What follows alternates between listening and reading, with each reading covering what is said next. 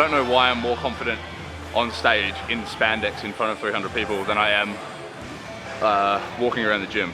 Like, maybe it's the mirrors, there's too many mirrors.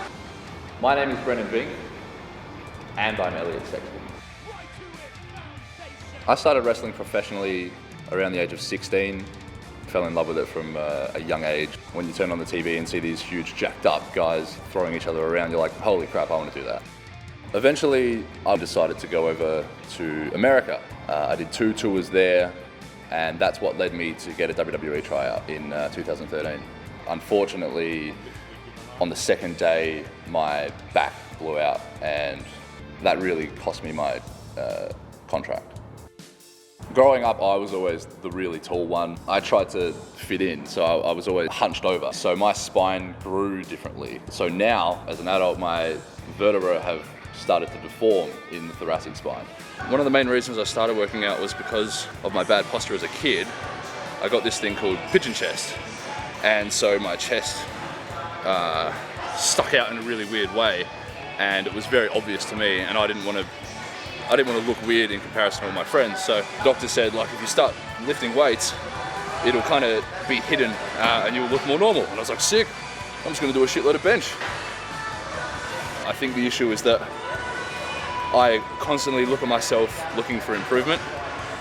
Like, I don't see something that I'm proud of and that I've got to work on. I look at something that's constantly a work in progress.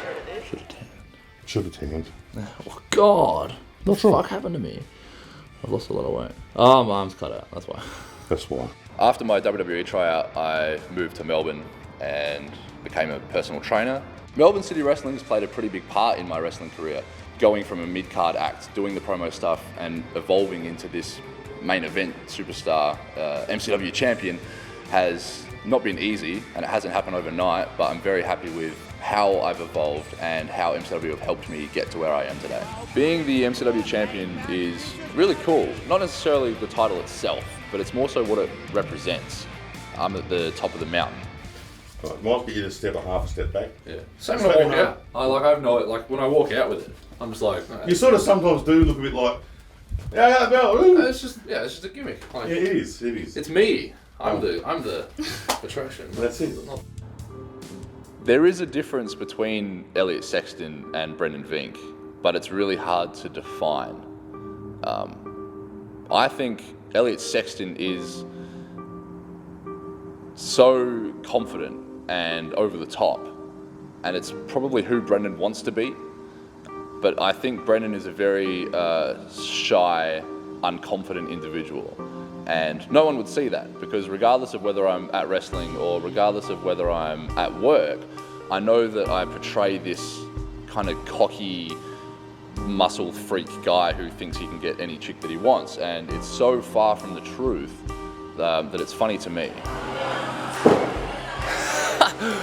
See, even because like you're filming me working out, I'm working out right now to look good for the workout.